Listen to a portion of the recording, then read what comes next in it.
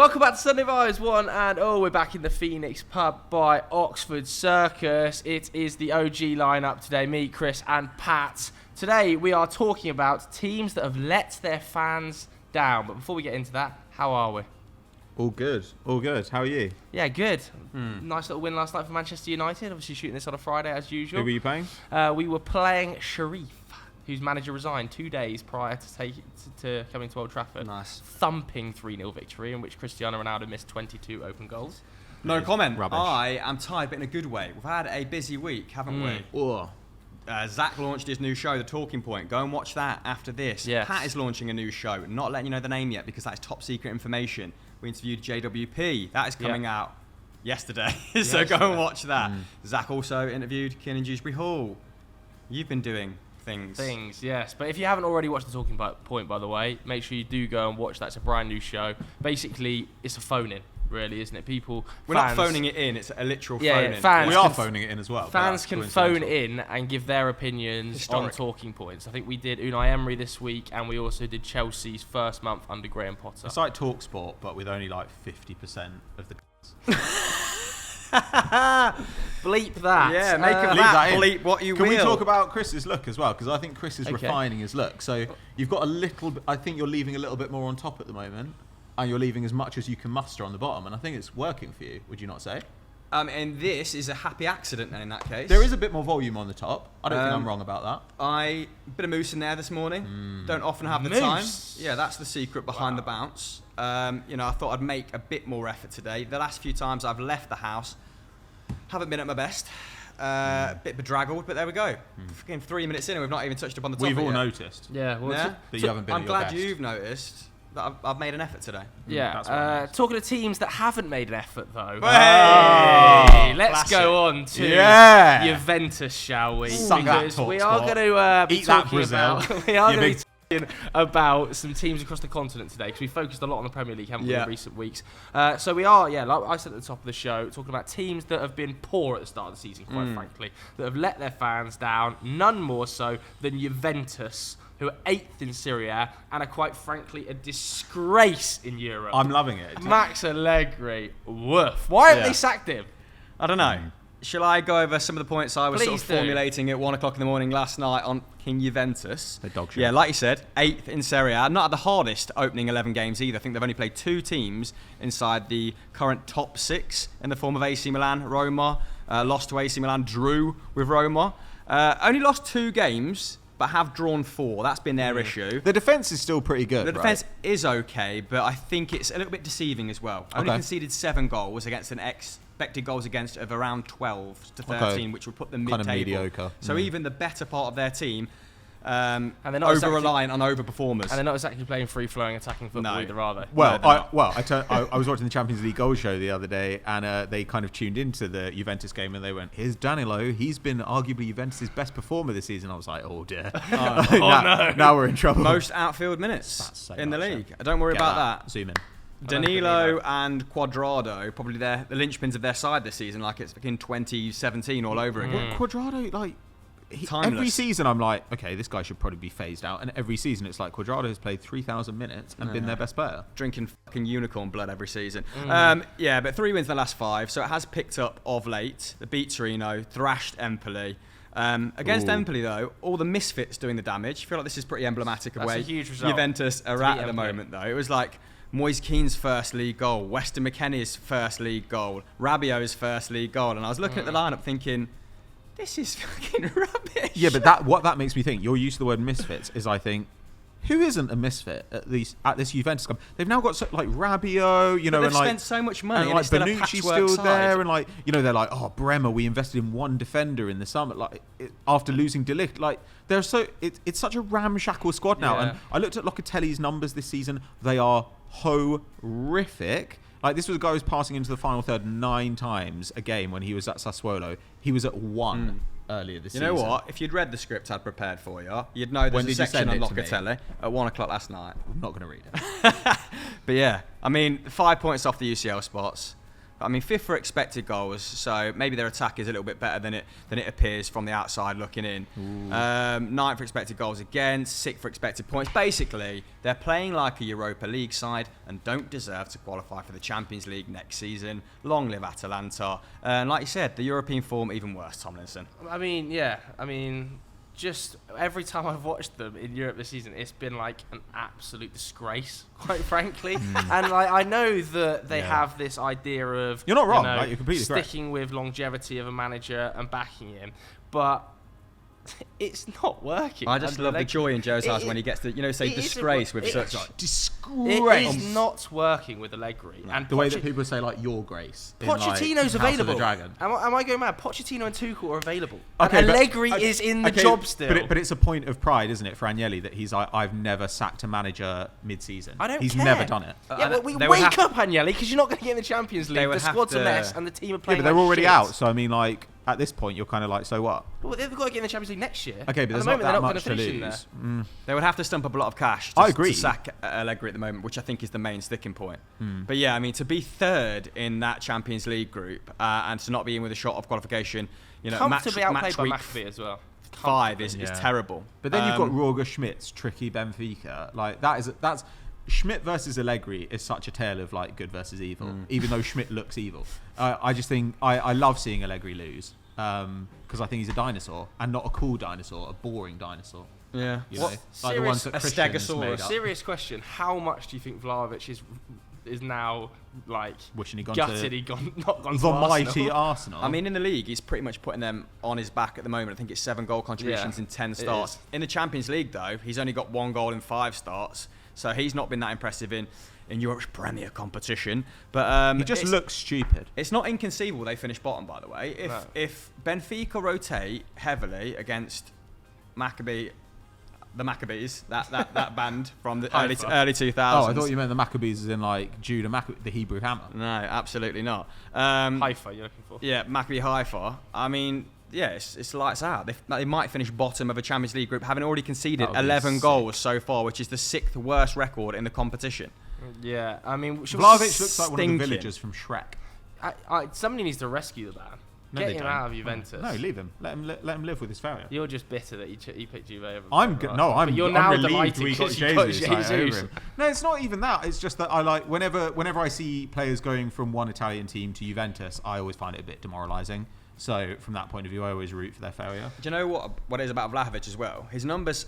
Zach's walked out, by the way. He's roughly the same. Yeah, he's shocked at all this anti-Juve chat. His numbers are roughly the same as they were at Fiorentina. Like his output has not increased. I think he's operating at about 0.7, 0.8 goals and assists per night, which is good, but it also is telling that he can't produce any more in front of goal at what should have been, a significantly better side. Yeah, though he was overperforming at Fiorentina.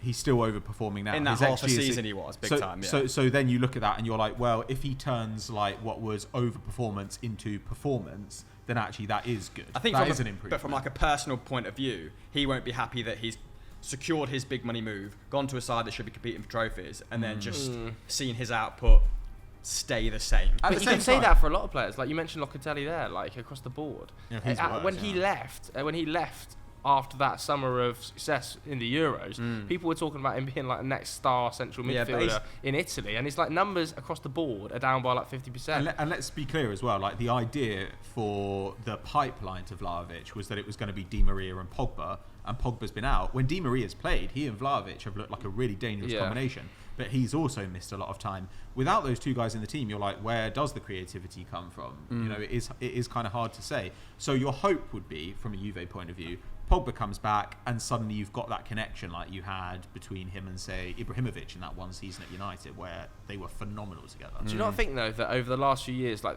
the squad building has been so poor, like the decision-making of players that have been allowed to leave, we talk about creativity there. Kulusevski went for 2-year loan to Tottenham. They still haven't even paid the fee yet, Tottenham Hotspur. Bentancur. Yeah, it's hard to think they wouldn't have a similar relationship that Kulusevski has with Kane. De Ligt. Yeah. Morata has gone back. I mean, they had Romero on the books before he went to Atlanta, didn't they? Did, Cancelo in the right-back slot. Luca Pellegrini. Yeah, over the last 5... The decision, mate. Who's been in charge of that? Is transfer that Agnelli? windows. they have sort of like watered down the quality of their squad unreal. incrementally to the point now where, they're a Europa League side, and they've spent money on the likes of, Arthur Melo, that was a whole, and the Pjanic thing. I mean, the less said about that, the better. But like Nicolo Ravella, £24 million. Luca Pellegrini, who made 15 starts for them, £20 million. It's some of these middling bets haven't really paid off. And it's actually their academy that is working out for them this season. Yeah, guys who essentially, like the recruitment team played no part in. Those are the guys who are at least looking like they're contributing something and at least kind of improving. But I don't know, like some of the younger guys who are struggling under Allegri though, like Moretti. Oh well, they all could do Moise better. Kean, at least they're playing. Locatelli, Vlahovic. I don't think Allegri can take credit for. But Locatelli's his solid numbers. 24. Like, I mean, it's more like the youngsters coming through. But it's, I don't know. You know, like there was Illing who came on against Benfica and looked really impressive. Game, yeah. You know, in what was a relatively small cameo. Those kinds of players, you think, oh, okay, there's something here. And Juventus always had a great academy. And actually, Juventus's strength historically was their youth. They were known for playing young players and bringing them through. You know, and now they're just so wedded to the old guys that they can't see beyond them. Which I think symbolic of that, Bonucci starting in a back three against Benfica at 35 years old, having to be hauled off on 60 minutes, and then lo and behold, when they do bring isn't it? Bring some youth on, it does inject a bit of energy, a bit of forward momentum. But they've spent like, how much is it? £350 million gross in the last 3 seasons, and they still have the third oldest squad, I think, in Serie A. Yeah, it's crazy. The forward planning is nuts. Even like the decision to sell De Ligt in the summer, 90 million net. I know that he kind of wanted to leave potentially, but it didn't feel like a crazy fee, did it? It was like 60 million. Like to allow him to go out the door to Bayern the same summer that Chiellini goes to LAFC, and it's like, it's the fifth oldest squad, by the way. But I agree. I think Bremer comes in. But Bremer replacing him is strange as well, because Bremer's been good though. He's been solid in the league and a little bit exposed in the Champions League. It's a big job though, isn't it, to replace De Ligt and Chiellini? You look at his numbers. He's not really a metronome in the same way that De Ligt was. Like he's clearly very adept at the physical parts of the game, the pure defending. But in terms of like progressive passes, in terms of bringing it out from deep, like that's not really his game. So you're kind of not replacing like for like in that regard, and then you've still got. I mean, who else makes up their defence? Here, Danilo's playing right back, left centre back, right centre back. Yeah, what a mess. No, Regani doesn't play. So just bringing it back to the managerial situation with Allegri there, I know we mentioned that Agnelli has never sacked a manager mid-season. Does it not change this year with the World Cup as a mid-season break, given that is effectively a pre-season for a manager, isn't it? If he made the decision with Allegri that, look, it's not working here, Poch is on the market, Tuchel's on the market, whatever, that you could bin Allegri for one of those guys and effectively give them a 6-week pre-season or a 4-week pre-season with the World Cup. Italians are going. The Italians aren't going. There'll be a few players going, obviously, like players like Weston McKennie's going to be going, isn't he? Did Serbia qualify? Is Vlahovic going? But either way, not massive amounts of players going to the World Cup. Give Pochettino or Tuchel 3-4 weeks to have a mini pre-season and go from there. But at the moment, you're not going to finish top 4. I think and you're going out that would happen if they hadn't given him such a big contract. I haven't pulled the exact numbers out, but I think it was like between 20 and 30 to sack Allegri, which is money they don't have at the moment, particularly if they're not getting to the latter stages of the Champions League, which is worth that amount of money to Juventus. And they're already a little bit hamstrung by their own terrible deals in the last 3 or 4 years. So it'd be one of those situations where in order to do it, they'd potentially have to like sell Locatelli in January, which has been mooted. Like Locatelli has been linked with Arsenal again. Mate, do you want to hear some Locatelli numbers? I imagine they're horrible. I mean, Locatelli, key passes have halved since his last season at Sassuolo per game. His shots have dropped by a third. 0 goals and assists this campaign. I mean, he's never been the most prolific in the final third. He was averaging 80 passes per game in 2021. That's fallen to 42 this season. I mean, that doesn't mean much. That's in actually isolation. better than it was a couple of weeks ago as well. But I was going to say, it can't be fun seeing less of the ball and being less influential in the opposition's final third. He must be having a really boring time of it. Who the fuck's on the ball all the time though? Like I look at it and I'm just like, they got rid of Bentancur. Like I must be forgetting a player. But who is their midfielder who's on the ball all the time? Because it's not Locatelli right now. Paredes. It's not Rabiot. Weston McKennie. Paredes, maybe. Because Weston McKennie half the time gets fielded out wide or is meant to arrive late in the box. Yeah. Like, he's not your guy in midfield who keeps things ticking over. Well, they're hoping but Weston Pogba was gonna McKennie linked with Spurs. So it feels like maybe They were hoping that was going to be Pogba. No, but even Pogba, that's not quite his job, right? Like, you want a guy deeper than him who is the kind of metronome, and Pogba, who's your Bruno Fernandes type, who is empowered to play high risk passes to create. I look at them and I'm just like, they've basically, when you were talking about how much they've spent, it's got the vibe of when there's a sale at like ASOS or something, and you're like, I should buy all this stuff because it's like, 60% Mate, they've gone off. TK Maxx. This is what it is. You're like, oh, there's a Giovanni thing in TK Maxx. Okay, I can get it for like 100 quid instead of 800 quid. Good. Let's end the segment. Let's move on. Peak Sunday vibes. Let's move on. That is peak Sunday. Let's move on because we have some suggestions from you guys at home. Perhaps to put out a tweet midweek asking for them. And Tyrone Chambers has got to be Barcelona, considering the deadwood they get rid of and the players they brought in. They have no reason to still be looking this bad as they do.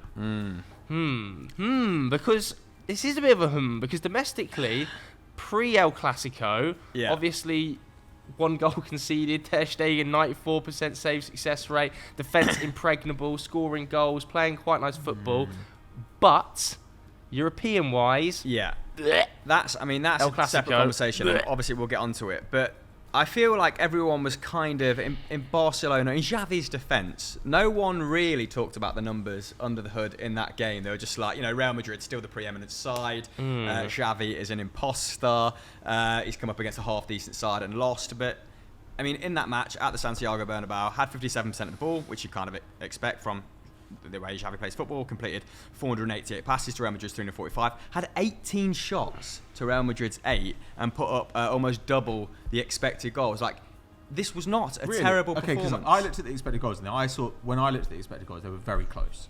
It was like 1.7 to 1.4 or something. So the chances they did give up to Real Madrid were pretty huge. But 0.75 of that was a penalty on Real Madrid's behalf, because Rodrigo scored in the 91st minute. That was a penalty. But even still, then you've got 7 shots shaking out to like probably over or about like 0.7. Whereas their shots were like quite low quality, right? I think looking at their back four, like you'd expect them to give up opportunities of reasonable quality. I agree with your broad point. But Barcelona did enough to win that game, in short. Or they did enough certainly to draw it. Yeah. But that is kind of what Madrid do as well, isn't it? Like, but then they are just viciously efficient. And also, you've got to bear in mind that whenever you get into these conversations, Real Madrid fans start chiming in, and Real Madrid fans literally know nothing about football. Like, they're the thickest fans in the world. Oh, that is the words of Patrick Van Straten. I'm fine with it. What are they going to do? That's a big moniker for them, because I can think of some other fan base. Maybe that should be a separate video. It's hard to argue with. I have to say though, there are rumblings beginning. I saw quite a few sort of aggregator Barcelona pages. You also saying, saw like fake ones. I saw a lot of aggregated Barca fan pages saying, "Is Xavi the right man to take us forward after the thumping midweek against Bayern?" Because I know in isolation, El Clasico okay, but when you couple it with 3-0 Bayern, exactly, and the start to the season domestically was really, really strong, but they played some of the weakest sides in La Liga, and when they have had the big moments. There's been a few dodgy decisions. I think particularly the one for Denzel Dumfries, the handball. Yes, that should have been a handball. But Inter twice, Bayern twice, Madrid this season. Should have got more out of the Inter games. I'd say they were unlucky in like 3 out of 4 games. Bayern, I thought they were relatively good against Bayern away from home. I agree. And for 45 minutes, second half, they were back. But in between those kind of season-defining losses, or the season so far, they beat Villarreal 3-0. They beat Athletic Club 4-0. And they're decent La Liga sides. The quality of the chasing pack in La Liga might have diminished somewhat in recent years. But they still look good, or promising. I think they'll probably finish second, which is what a lot of people expected. They'll look better under the hood, and it'll put them in good standing for going into the next season. The issue is finances, isn't it? They're not going to get the 50 mil from the last stages of the Champions League. They're going to have to sell some more club. They're going to have to pull some more levers out of their arse. And also, they're not going to be at the Camp Nou next season, are they? Because they're redeveloping it. It's a bit of So they're a gonna lose a lot of bizarre match day one for La revenue Liga, there. though, isn't it? Because La Liga does feel like it's weakened a little bit in terms of quality. I think. Crashing out as well. no, it's awful. Yeah, I mean, I think this is the first time since 1991 that only one Spanish team has progressed past the group stages of the Champions League. But the league has been in decline for quite some time. There are still like decent teams there, but people still talk about. The average fan still thinks that like the Premier League and La Liga are like the best leagues in Europe, and I think That's La Liga. what Xavi said, mate. Xavi said La Liga's on par with the Prem. La Liga is max third best in Europe, max. And What's the lowest team you can think of, standing-wise, in the Premier League that you think would challenge for La Liga? Brian. United. Do you not think United would fuck up most of La Liga? I do. Mugged you. No, we wouldn't. We lost to Sociedad first game. But that's not how you do it. Like this is the thing. Barcelona, you're also bearing in mind, like this is a Champions League game. Like it's kind of different from when you're playing like Elche. And I don't know. I look at Barcelona and I think Real Madrid fans can talk the all they want about Xavi, but fundamentally they're struggling against this team to win the league, and Barcelona could still quite easily win the league. And actually, we hated a lot of their business, not because the transfers were exactly bad, but because we were like, where is the money coming from this? And we were right about that. But individually, all those players have been great. Marcos Alonso? Okay, but the guys who they got in on frees or cheaps, were intended to be bodies, and that's what they are. Bellerin's a body, Alonso is a body. Bellerin versus Mane. Kessié is a body. Like, this is fine. Sadio Mane turned into dust. But Lewandowski is still phenomenal. Yeah. Rafinha has been amazing. Koundé has been amazing. Like, they were right about all these players, that they were great signings. Have you seen this little finish that Lewandowski started to develop as well? The little kind of like half Cruyff turns around, finesses it. He's ridiculous. He's been sublime. He's like the guy, on FIFA where you can be facing away from goal and you can shoot and your player will pivot and just smash it in. He's the only player I've seen ever. It does still feel like, though, when I watched Bayern, their signings were really and when good. I watched Inter at the Nou Camp as well, which was an epic game, by the way, and one that Inter definitely should have won.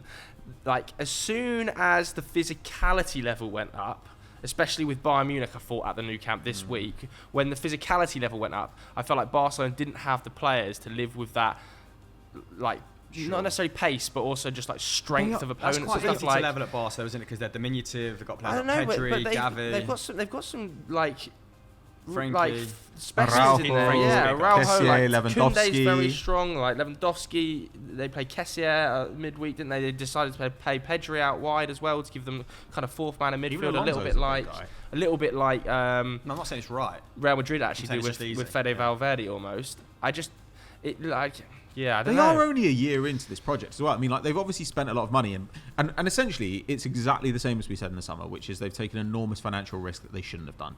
But actually, when it comes to individual signings, they've worked out. Yeah. When it comes to Xavi's work, he's massively improved them. Like, they clearly have a style. And a lot of teams, when they have a new manager, often they have a new manager. Say in the Prem, for example, they have a new manager because the team dropped down the league and so they don't have Champions League. Whereas the thing is with Barca, you come in and you start trying to fix the club, but you're immediately playing Europe's best. And so you kind of have to like live with the fact that you're in the early stages of a project, but you're playing some of the best sides in Europe and you're going to get the shit kicked out of you. And I think, like you said, I think they broadly held it. Most fans could live with that, though. I don't know whether Barcelona fans because they still have that prestige and mentality. And the Barca board, I mean, you just can't get around the fact that the Barca board are like cavemen. They're just thick as pigs. Like, they don't know what they're doing. So many bleeps in this. If they hadn't made some more, some of their more expensive signings, let's say, I don't think people would be as critical. But the juice hasn't been worth the squeeze. Now they haven't reached the latter stages of the Champions League because they did want that extra. I don't know. Get into the semi-final, probably worth 60 mil. That's exactly where I was going with it. And when you see Rafinha is now on the bench, Pedri starting left wing, bringing Frankie de Jong back into midfield in a 4-3-3, probably making it more balanced, by the way. But then I can understand the fans criticising that. Some of the more long-term thinking with the short to medium-term signings. When you've done 50 or 60 million on Rafinha, and you've got Fati, and you've got Dembele, and you've got Ferran already at the club, Pedri can play out wide, and then you're still watching Bellerin play right back and Marcos Alonso play at centre-back, I think you have got and an you've got a issue. hangover from the other signings that haven't quite landed, like Ferran Torres That's as well. a problem. But we're still saying the same thing we said before, which is they shouldn't have spent this money. 2 league starts, by the way, for Depay. Where should he go in January? Well, he's linked with Spurs, isn't he? That'd be great. Back to PSV. PSV, is that how you pronounce it? I think so.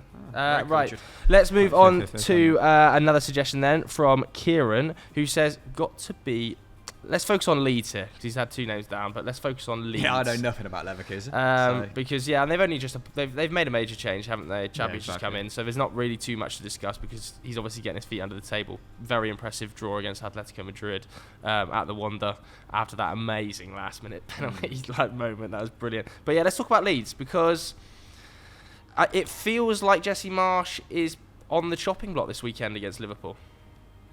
Does it not? This is your favourite. Yeah, I mean, I actually think he's done a pretty good job. I don't know if you boys agree with me. I think Leeds, you take a look at the numbers, they're a mid-table Premier League side right now. And to do that, having lost 6 or 7 players in the summer, 2 or 3 of them very influential, namely Calvin Phillips, Rafinha, I think he's done a pretty good job. Also, Patrick Bamford is underperforming against XG massively. I think the most in the league, by the way. Scored 0 goals, should have had 4. I think those 4 goals would have made a massive difference in various big ties. moments as well. And Rodrigo is just not a striker.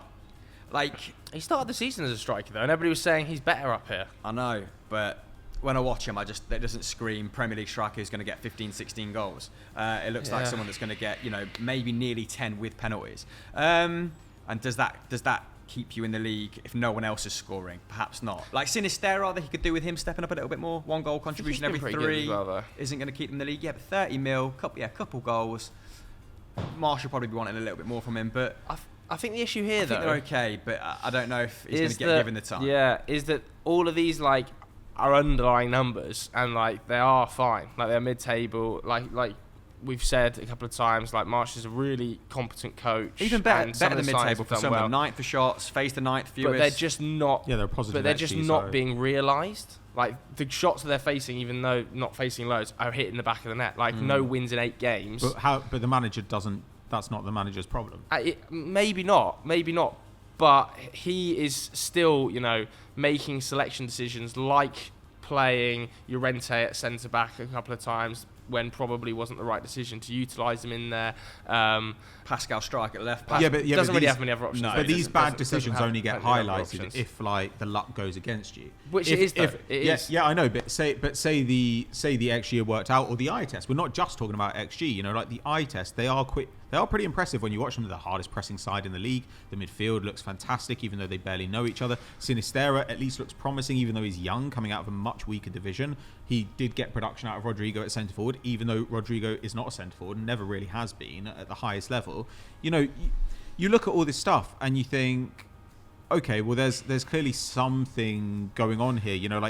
He's managed to create a coherent side, and if they had finished their chances, then no one would say, oh, why has he played X person there? But do you think this is because when we watch them, they are playing in big games, i.e. Arsenal, where I think we can all agree they were great. They looked fantastic, but maybe we aren't watching the games 90 minutes of them, lose to Fulham, where the match-going fan who's had to sit there and watch that is going, how can we perform like that against Arsenal, but then turn up and play like this a week, 2 weeks later? That's how it's like even for the best sides in the league. Like Man City, you look at that Liverpool performance, and you're like, that is appalling.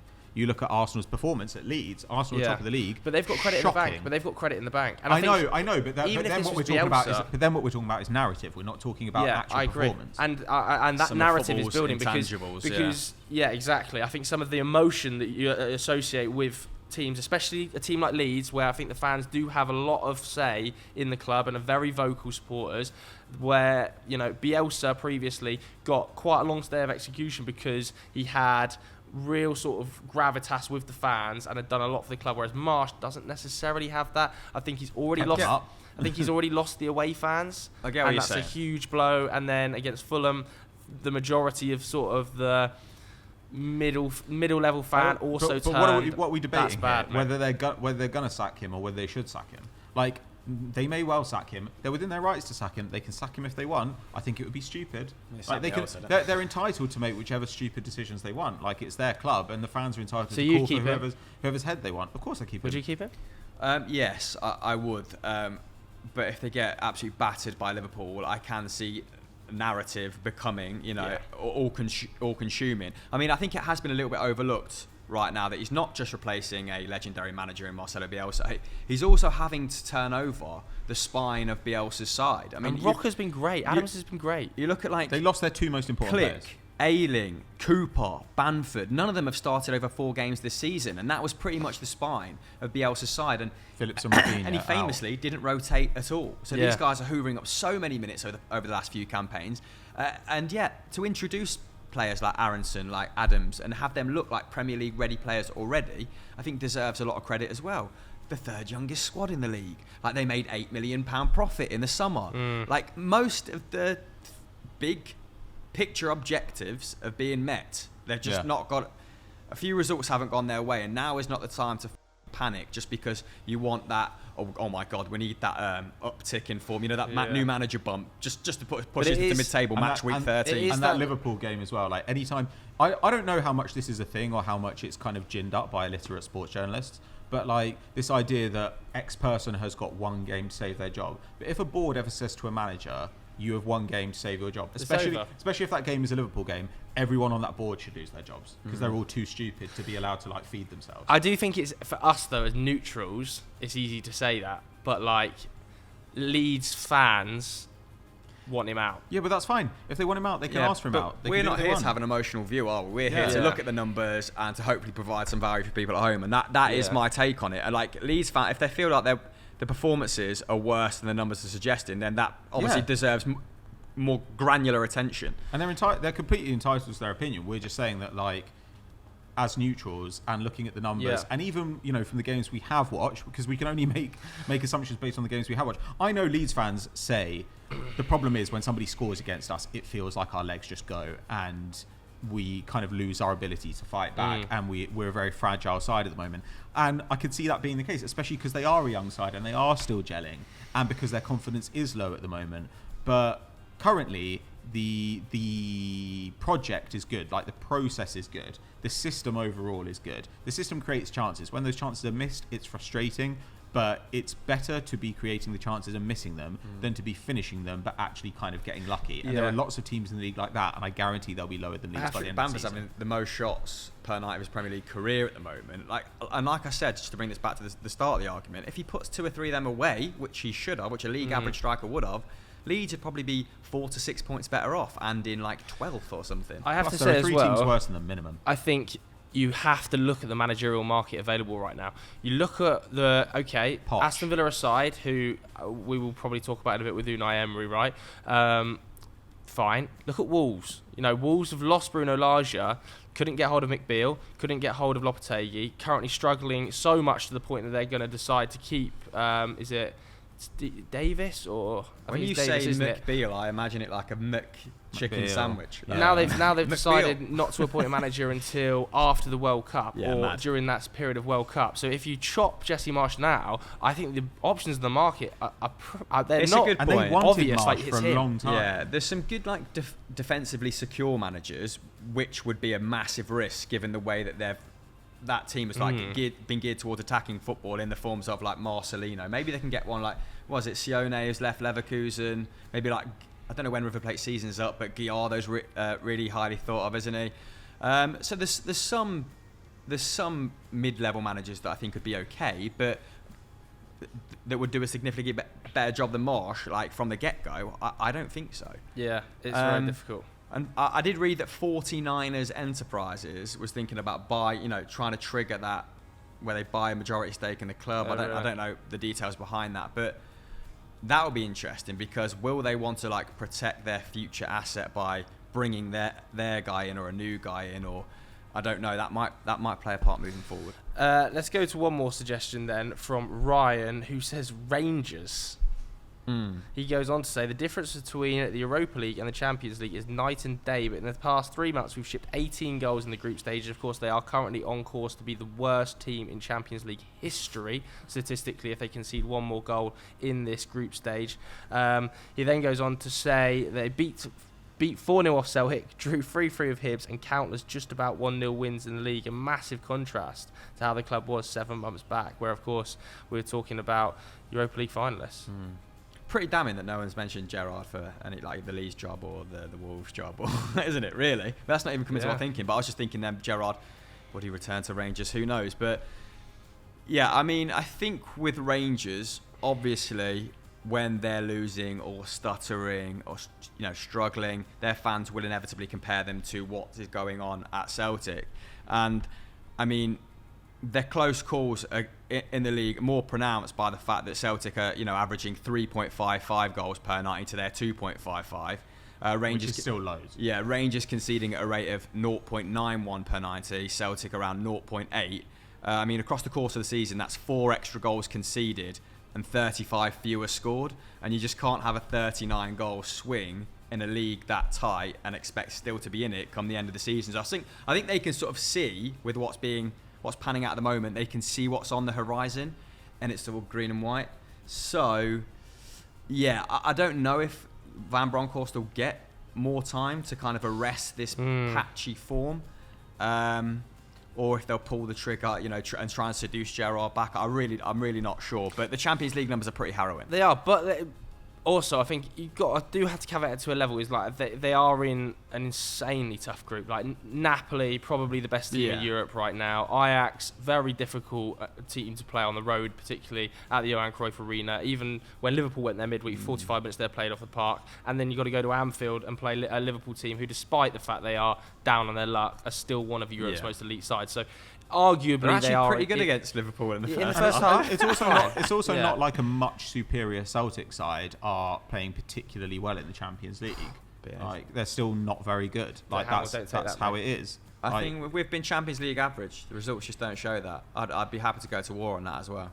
But I mean, okay, but like you're not going to go through. Like, we're not. It just doesn't matter. Our performances have been significantly better, and I think most reasonable Rangers fans have. What about Jason Cundy, mate? Have you seen Scottish football? Has anyone seen Scottish football? How does TalkSport come up so often on this show? Man. It doesn't really matter. It does to them. But look at this. Like a couple of years ago, Celtic were dog shit and Rangers were good, and now it's flipped again. Like but as a fan, tend to happen. They live in the moment. They're not living from project to project. But this is just like how it happens. I don't know.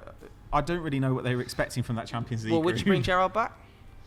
I'm not sure. I mean, his record was significantly better than Van Bronckhorst. I think Van Bronckhorst has lost 6 games by a 3-goal margin in 63 games in charge. I mean, yes, you have to take context into account. He did.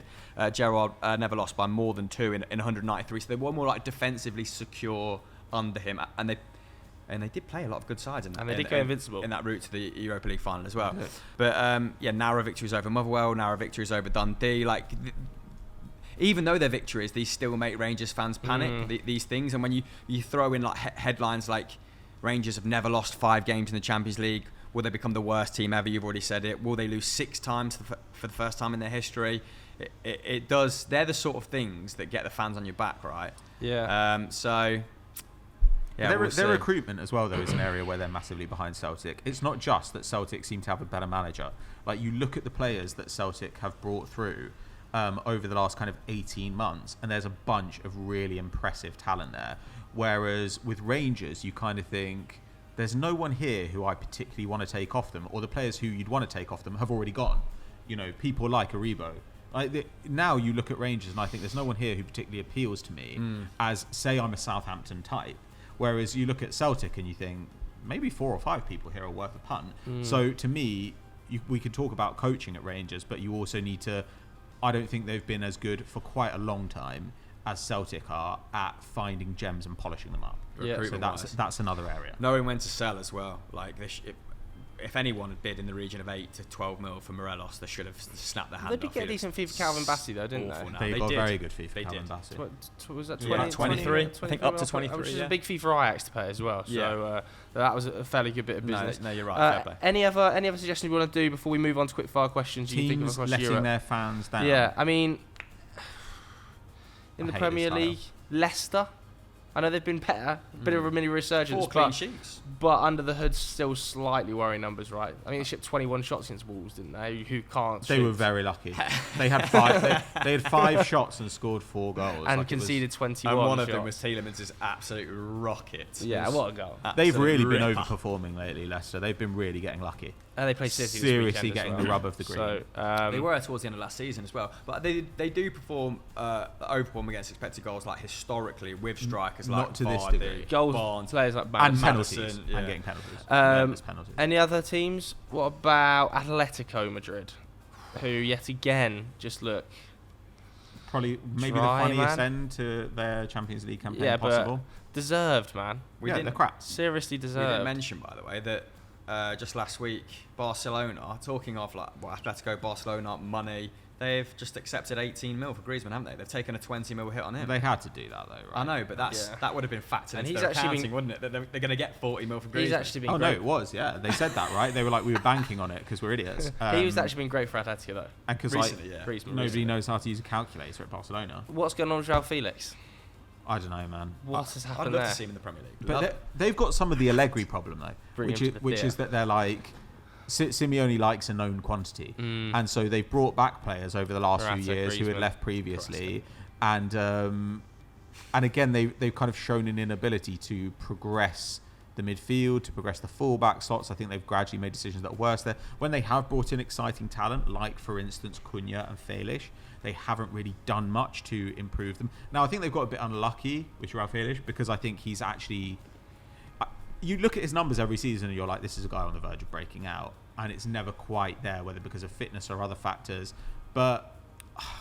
Would you leave if you were Felix though this summer? I'd give him Morata and Griezmann ahead of you in that. Yeah, if there's an option, you'd leave anyway, right? Because it sucks to be an attacker at Atletico Madrid. Yeah, for sure. Like, Can't are anyone's think so, numbers so. ever going to pop ever again at Atletico under Simeone from an attacking perspective? I kind of agree. Like, if they're not conceding 0.24 goals per night, then like they're in trouble, aren't they? It just feels like Simeone's juice has run out a little bit there. Like, I mean, they'll still be a good side under him, but they were very, very lucky when they won the title a couple of years ago, which they will continue to dine off, and rightly so, but they were extremely unlucky. Llorente got, 18 goals and assists from like 8 XG or something. Everything he hit went in for a season. And there's still a player there, obviously, but just gradually there's been a bit of a talent drain at Atletico Madrid, and you just think... I talked about this the other day, and I was like, I feel like there's something similar to Rodgers with Simeone, which is I think Rodgers is really good at coming into clubs and making simple tweaks that improve them because he's a clever tactician. But generally, over time, he runs out of ideas because you do run out of ideas if your players get injured or if there's a talent drain.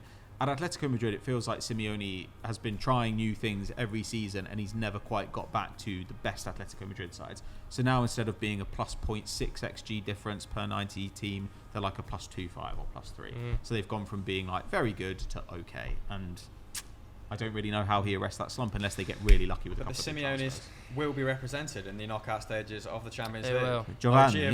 Giovanni. 2 good goals. He's gone off in recent weeks, hasn't he? He actually has 2 good goals midweek as well. Let's do a couple of quick fire Napoli. questions then.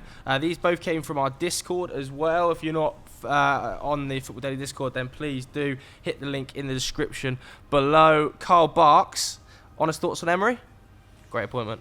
Yeah? Yeah, I really Yeah, like man. it. You like it? Yeah, really, really like it. I think it's comfortably the best calibre of coach Aston Villa could have got.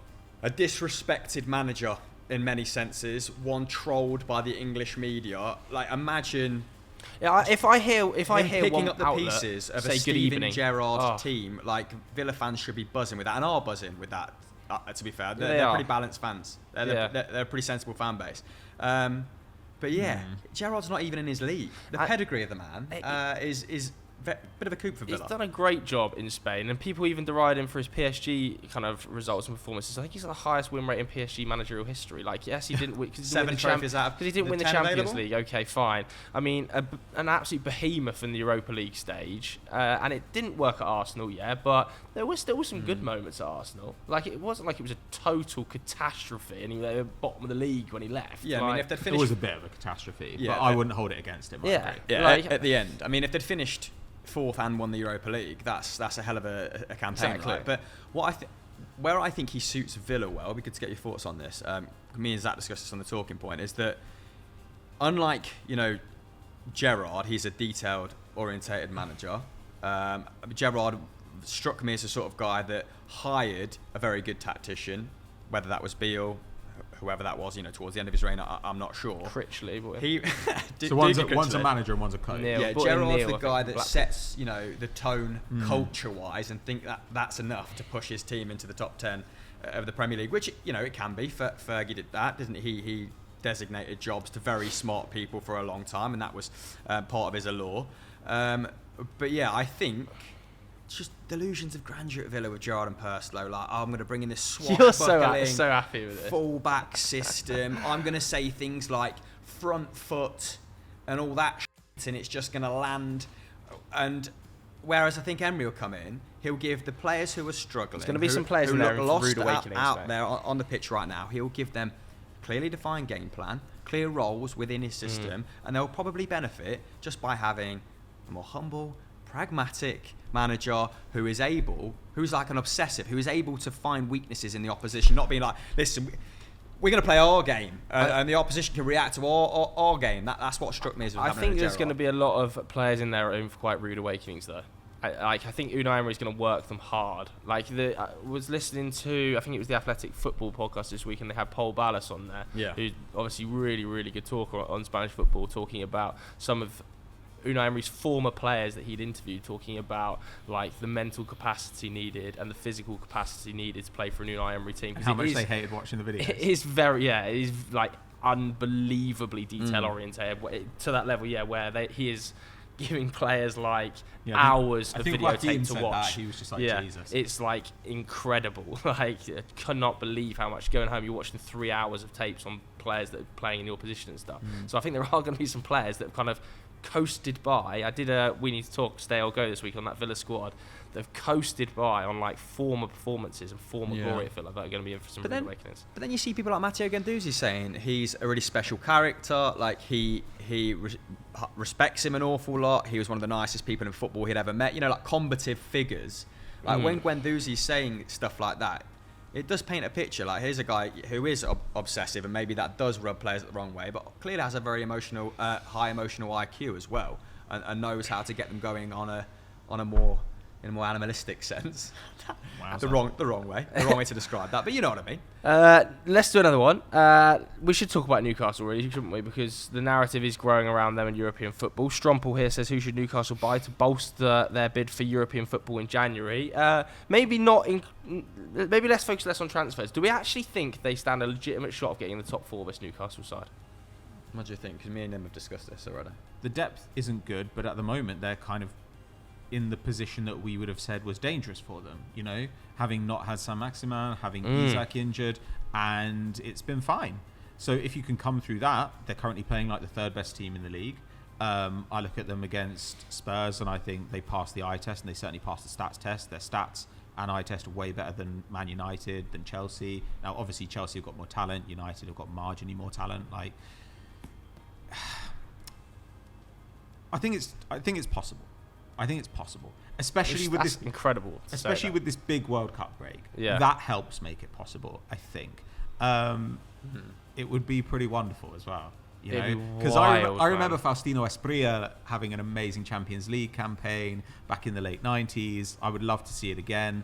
I constantly see Bruno Guimaraes linked away. I don't know who can afford to take him off Newcastle, and I'm glad about it. I think it's pretty great. How's working some miracles there, man? Like, the improvement of some of them players. Well, and I think it shows you the stupidity of judging players who are being asked to do things they're not good at. Yeah. Because now you're seeing how ask players to do things they're good at, which is part of what we hope Emery will do at Villa. Say, this is what you're actually good at. Let's not try and force you into another role which fits in this, imagined idea I have of how the team can play. And the way he's brought some of these players on, I mean, Almiron is the most obvious of them. It's staggering work by Eddie Howe. It really is. Yeah, Almiron, the progress he's made over the last 6 months, ever since the Grealish comment, which is obviously overplayed a little bit, but it's just finishing-wise, just a different player in front of goal. Another midfielder, another attacker would be good. Right, that depth would be good. I still think they can upgrade left-back-wise. There are obviously positions to be worked on, but this project is extremely young.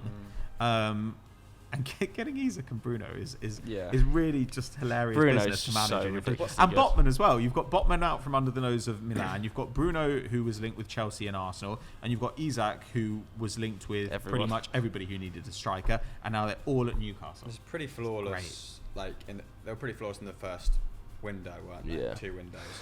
Like, to go along with those transfers, really, really sensible additions like Burn and Target, and just the people to flesh out the squad who aren't going to be disgruntled if they drop out. Like, the harmony there looks great at the moment. And Eddie Howe playing super well. I mean, Joel Linton now is just a top 10 Premier League quality level midfielder. He's no longer just doing a good job in that position. Like, his numbers speak to someone that is like, that's his solid job now, and that can't be overlooked. I know people like to heap praise on him, but I still think it's going a little bit under the radar. Agreed. Personal question then. Finley here says ideal breakfast, but we did something very similar last week, didn't we? We did cereals. So I'm throwing out my own one here. What shows are you watching at the moment? Ooh. We're a little bit thin at the moment because we just finished the Lord of the Rings show and we finished House of the Dragon. Yeah, we've just gone through some big hitters, haven't we? We've lost our interest in Bake Off, but we are still watching it, even though it sucks now. It's just not. There's something lost in it. Yeah. And when I go on Twitter, too many. it's all Americans talking about it. Oh, really? And I feel like they sound stupid when they talk about it. I don't know what it is. I don't know why it winds me up, but it really does. Jesse Marsch to leave Leeds and then present Bake Off then? Well, to be honest, the presenters and the judges are a real weak point on Bake Off, right? Yeah, they've gone downhill over the years. What are you watching? Yeah, same. I mean, I thought Lord of the Rings was much better than most people giving it credit for. Some of the visuals, the scope of it, like, absolutely stunning. Game of Thrones, House of the Dragon, up and down, man. Although Paddy Considine, what an actor. IMO. What I just started Minx last night on Paramount. Minx? Because you know Tyrone? you know what I thought I needed? Like a 5th streaming service. I was like, yeah, go on then. Paramount. 1 week for it. Paramount Plus, Minx. And it was a good one for you and your other half. It's a good middle ground. I've just finished Bad Sisters, the Apple I've heard good TV things program. about it, but we haven't done the Apple TV. Really good. Blackbird on Apple TV? Not done that yet. I've done Bad Sisters, and I've also done Gangs of London series 2 last did you week. think? I thought it was great. Really enjoyed it. Gratuitous violence. You can tell it's made by the same guy who made Raid. Just unnecessary gratuitous violence, which is just great. The storyline is pretty weak, but the action scenes I think are really strong. I hate that guy's posh accent. Yeah, I know what you mean. And I'm also doing Joe Cole from Love is Blind at the moment. From West Ham. Season 2. Mm-hmm. Yeah, strong television. Love is Blind. It's the one where they have to sit in booths and then they propose to Which each one other is this? without Not for seeing me, each other. Jeff. Who's Not in for it? me. Say some people who are in it. Shayna. Yes, we saw this. Haven't seen Shayna, it. maybe the worst person who's ever lived. I'm only Shane joking because also. I'm only about 3 episodes in. They're all dreadful. But she is appalling early and doors. Shane sucks beyond measure. She is I hate appalling him. early doors. But that's he looks it. like the guy from The Offspring. In I've my not seen mind. The Offspring. That's Kinda it like you. for another episode of Sunday Vibes. If you enjoyed it, please do leave your question in the comments below. Make sure you hit the link as well. Check out our Discord. Anything you want to push other than the talking point, of course? Yeah, go and watch the Talking Point. We've got Rank the Blank episode 1 with James Ward-Prowse that went out yesterday, and just keep your eyes peeled for Pat's new show, because Rank the Blank. I like that name. yeah, taking over, isn't you, mate? Très bon. Au revoir.